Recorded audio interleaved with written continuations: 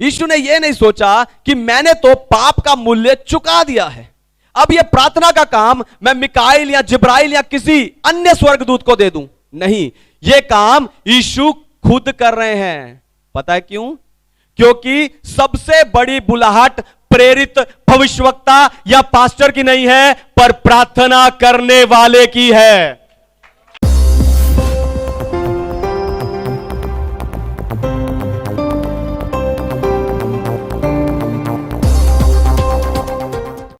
Hallelujah. तो आइए आज के वचन में चलें, पवित्र शास्त्र बाइबल से आज का संदेश सुने। आज का संदेश है यीशु की स्वर्गीय प्रार्थना। यीशु की स्वर्गीय प्रार्थना में से निकालिए इब्रानियों की पत्री अध्याय 7 वचन 25, book of Hebrews chapter 7 verse 25। इसीलिए जो उसके द्वारा परमेश्वर के पास आते हैं वह उनका पूरा पूरा उद्धार करता है, क्योंकि वह उनके लिए विनती करने का सर्वदा जीवित है।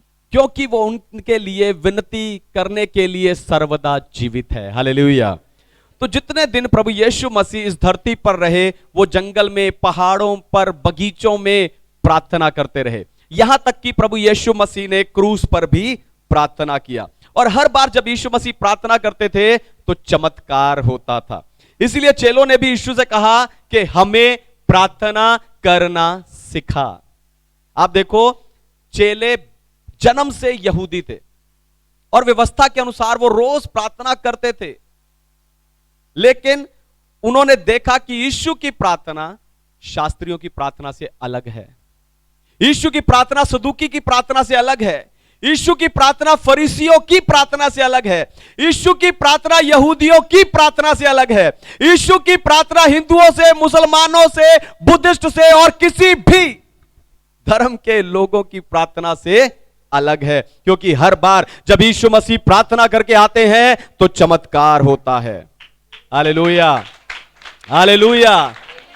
तो चेलों ने यह नहीं कहा कि प्रभु हमें बीमारों को चंगा करना सिखा, हमें मुर्दों को जिंदा करना सिखा, या हमें पानी पर चलना सिखा, पर उन्होंने कहा कि यीशु हमें प्रार्थना करना सिखा।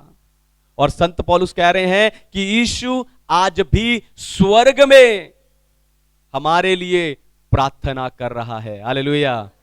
तो यीशु मसीह स्वर्ग में आपके लिए क्या प्रार्थना कर रहा है, यही बताकर आज मैं आपको उत्साहित करने जा रहा हूं। लेकिन उससे पहले मैं चाहता हूं कि दुनिया भर से जितने विश्वासी स्पिरिचुअल पैशन असेंबली यानी आत्मिक उत्साह की सभा के संदेश को सुनते हैं, हम जोरदार तालियों से उनका स्वागत करें।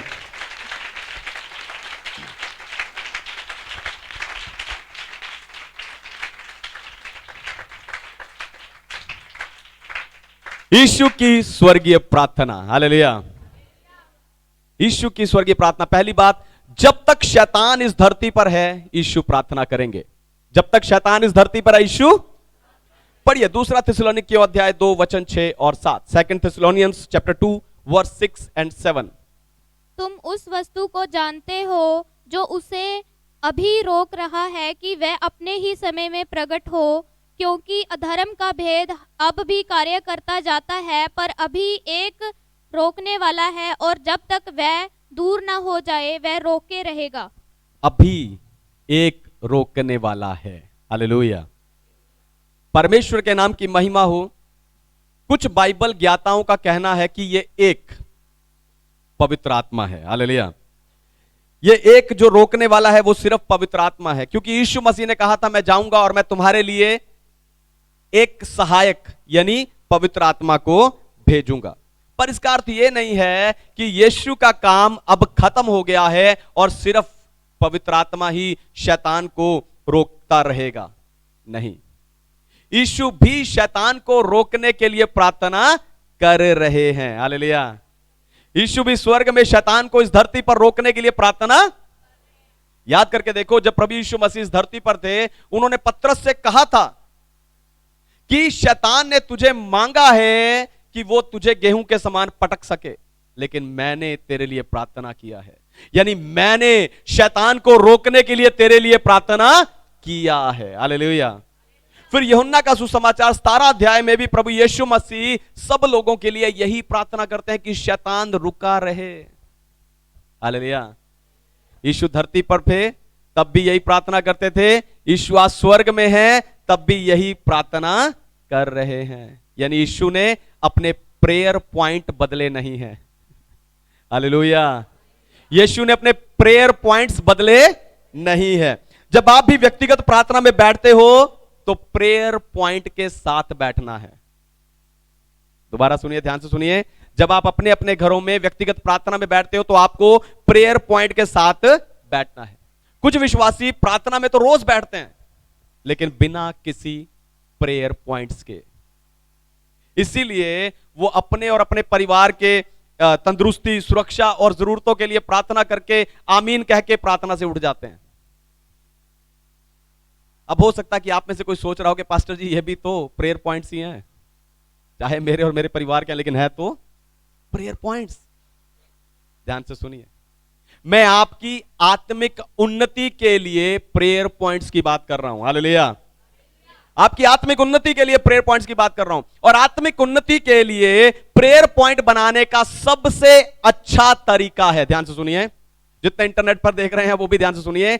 आत्मिक उन्नति के लिए प्रेयर पॉइंट बनाने का सबसे अच्छा तरीका है, जो प्रचार आप चर्च में सुनते हो उस प्रचार में से आपको प्रेयर पॉइंट बनाना है और पूरा हफ्ता उसके अनुसार प्रार्थना करना है। ऐसा करने से ना सिर्फ आपकी आत्मिक उन्नति होगी पर वो प्रचार भी पूरा पूरा आपके जीवन में फल लेकर आएगा। Hallelujah, hallelujah. फिर चंगाई और छुटकारे के समय जो प्रार्थना यहां की जाती है, उस प्रार्थना को आपको अपने प्रेयर पॉइंट्स बनाना है, क्योंकि यहां तो आप आत्मा से भरकर, है ना, वर्शिप पास्टर ये होना, जब आराधना करते हैं आप आराधना में आत्मा से भरकर आशीषों को ग्रहण करके उत्साहित होकर यहां से चले जाते हैं, वचन से उत्साहित होकर यहां से चले जाते हैं। चंगाई छुटकारे की प्रार्थना के द्वारा उत्साहित होकर आशीषों को रिसीव करके आप चले जाते हैं, लेकिन वो आपको मिलेगा तब जब आप उन विषयों को लेकर घर में भी प्रार्थना में बैठोगे। Hallelujah, hallelujah. यीशु धरती पर और स्वर्ग में प्रेयर पॉइंट के द्वारा प्रार्थना करते हैं, आपको भी प्रेयर पॉइंट के साथ प्रार्थना करना है, तब आपकी प्रार्थना आपके प्रभु की प्रार्थना जैसी प्रार्थना होगी।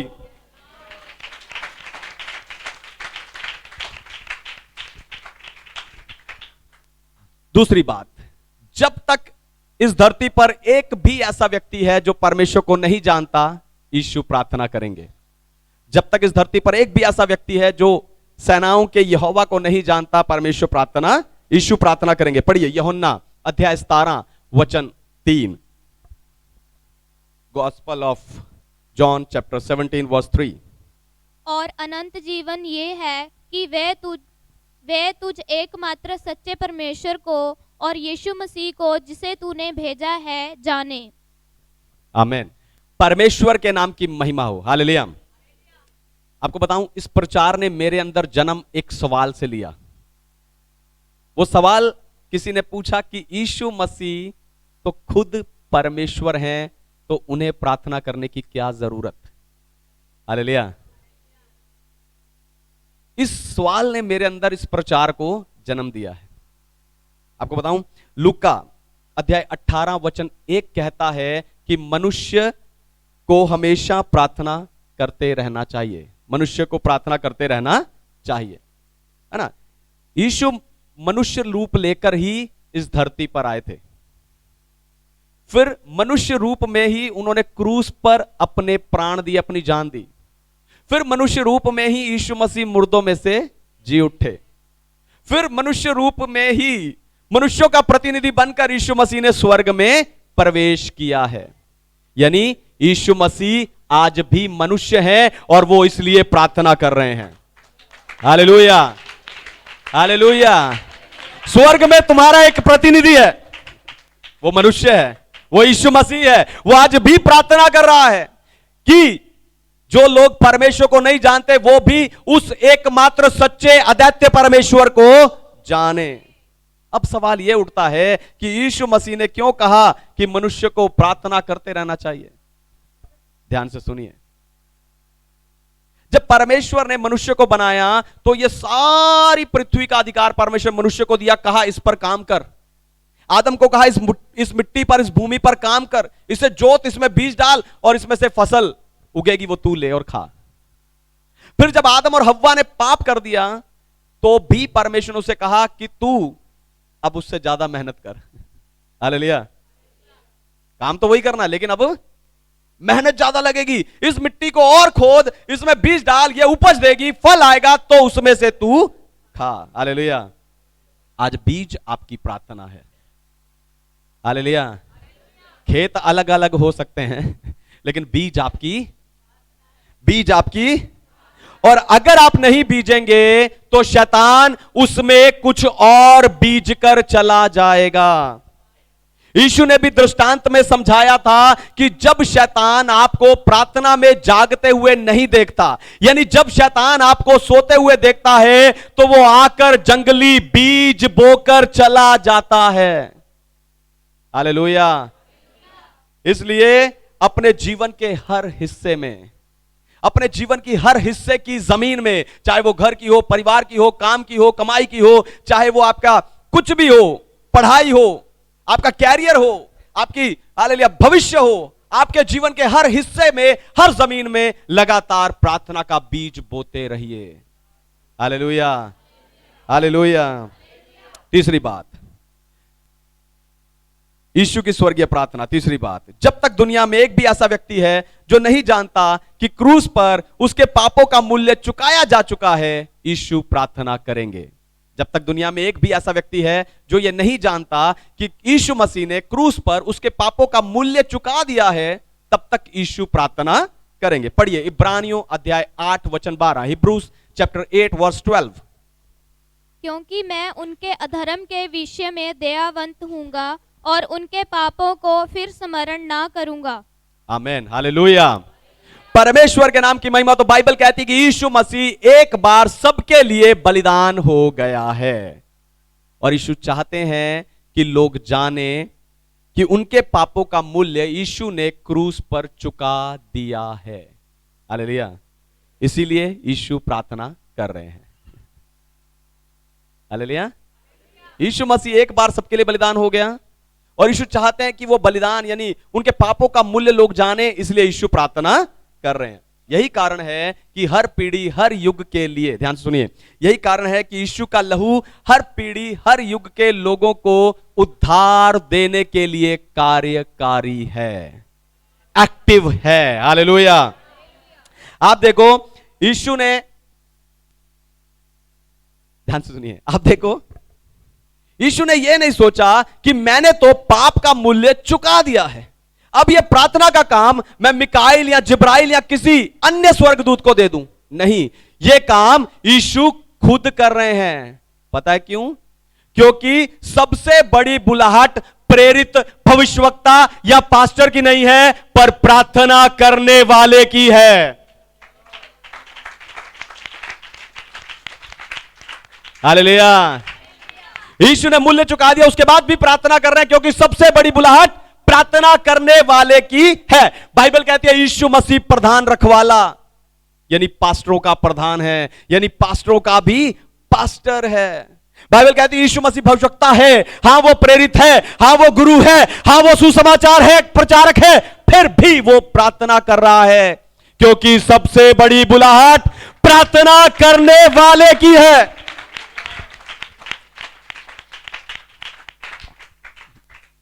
पर आप अभी तक दूसरों की प्रार्थना पर निर्भर हैं। हालेलुया। आप अभी तक दूसरे लोगों पर, दूसरों की प्रार्थनाओं पर निर्भर हैं। पास्टर जी मेरे लिए प्रार्थना कर दो, मम्मी मेरे लिए प्रार्थना कर दो, चर्च के एल्डर मेरे लिए प्रार्थना कर दो, विश्वासी भाई बहनों मेरे लिए प्रार्थना कर दो। अरे आप कब अपने जिम्मेवारी को समझकर, अपनी बुलाहट को समझकर कब प्रार्थना करोगे? आपको बताऊं, दूसरों की प्रार्थना आपको बचा तो जरूर सकती है। ध्यान से सुनिए, दूसरों की प्रार्थना आपको बचा तो जरूर सकती है, पर जो आपको चाहिए वो तब मिलेगा जब आप खुद प्रार्थना करोगे। Hallelujah, hallelujah.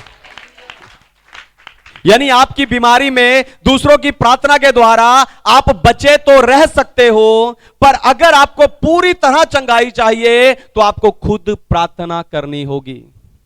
फिर चंगाई पाने के बाद भी अगर आप उस प्रार्थना के जीवन में, है ना, उस प्रार्थना के जीवन को लगातार जारी रखोगे तो आप तंदुरुस्त रहोगे। यानी वो बीमारी तो क्या, कोई दूसरी बीमारी भी आपको छू नहीं पाएगी। Hallelujah, hallelujah. यही प्रार्थना का सिद्धांत आपकी हर एक उस जरूरत पर लागू होता है जिसके लिए आप दूसरों से प्रार्थना करवाते हो। हालेलुया।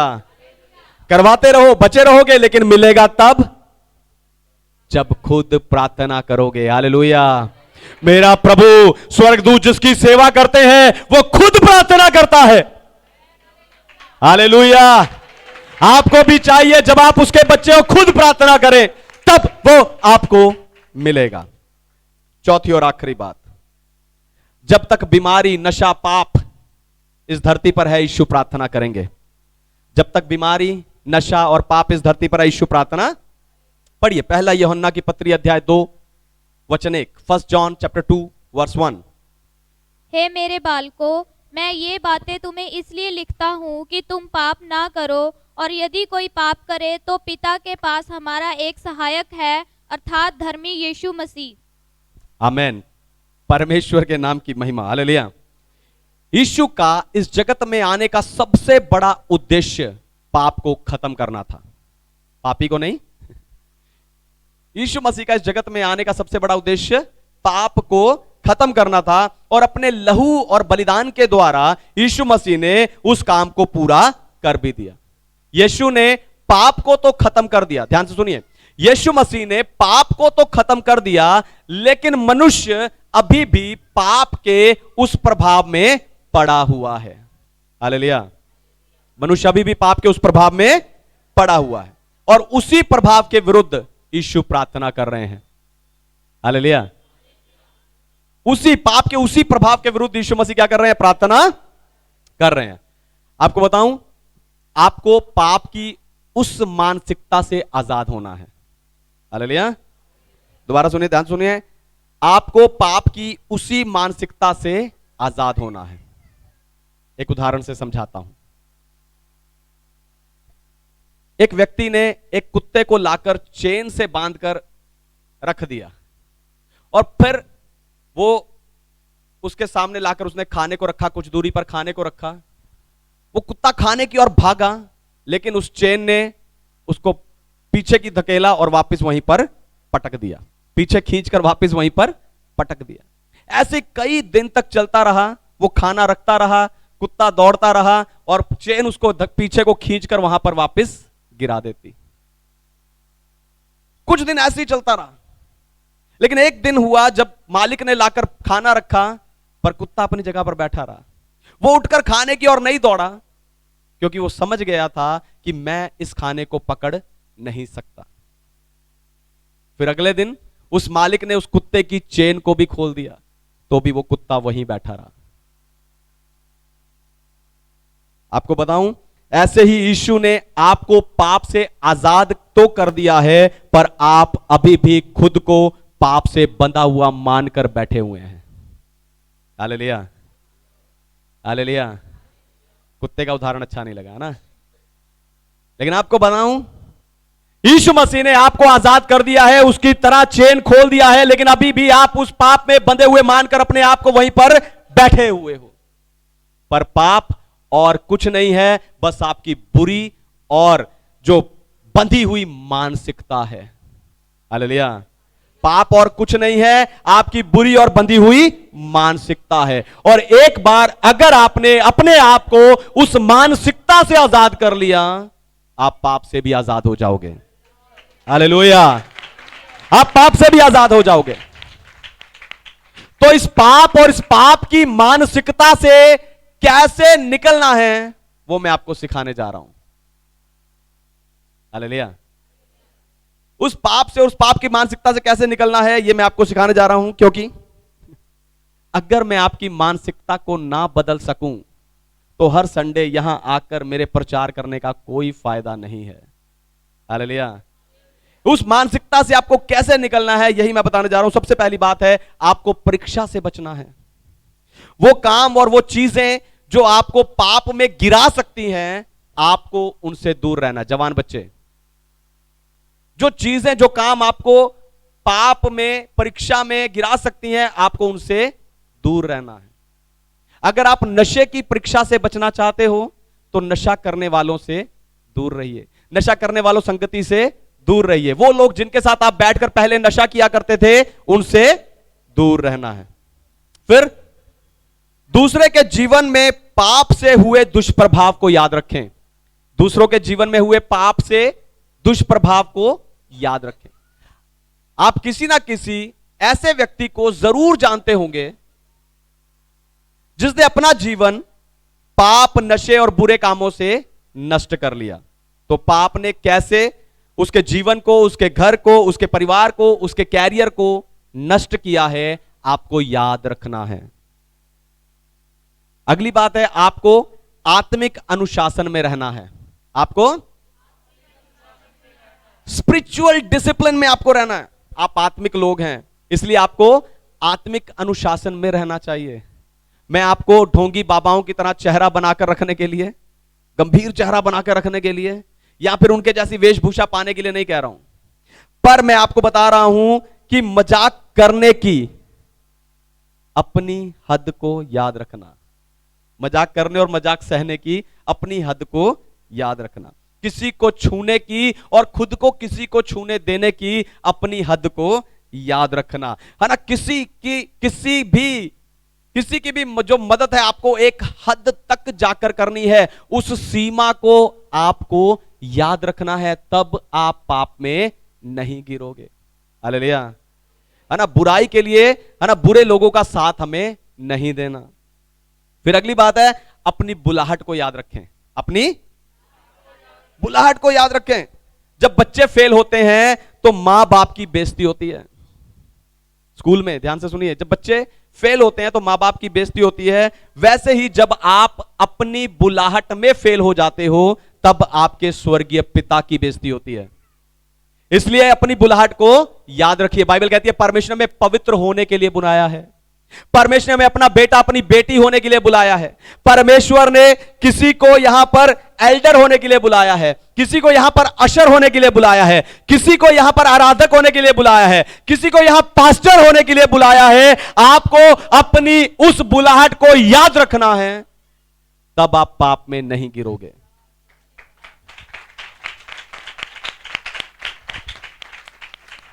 आखिरी और जरूरी बात, परमेश्वर के डर में बने रहें।